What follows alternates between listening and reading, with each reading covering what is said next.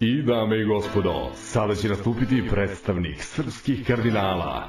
Dve sjajne dame koje su zadužene za prateće vokale su gospođe Grozdana Pop-Slažić i Jorgovanka Tabasković. A sada dolazi glavni izvođač gospodin Žvaleks...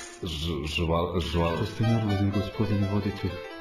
Pa nisam nervozan, samo... Dajte meni taj mikrofon, ja ću da... Samo želim da kažem građanima Srbije. Dajte mi grad, da ga vodim ja, za moj skromni stan 5-6 kvadrata, da i postane plaćan. O ne, kada budem gradonačelnik, Guja bit će tada predsjednik. Zato dajte mi grad, građani. Kriminal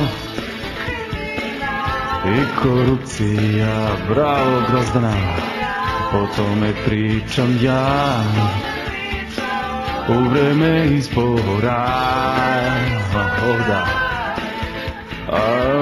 Kada ujutru se probudim, sliku vojnu ja poljubim, a i tad fale mi glasovi. I od svih njih najpošteniji, baby, gradonačelnik da budem. Dajte mi grad, da ga sazidam od trafika, bit će prihoda. Sad vidiš mosta, sutra nema ga, kakva im je to politika. Zato dajte mi vlast, treba mi,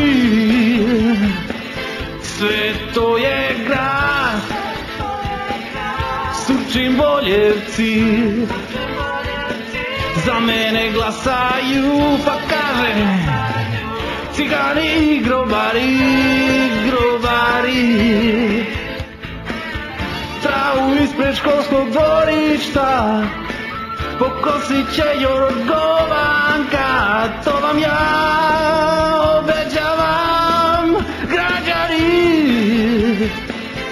I od njih svi najpošteniji, to se zove gradonačelnik da budem. Dajte mi grad. Što sam ja nervozan ovako?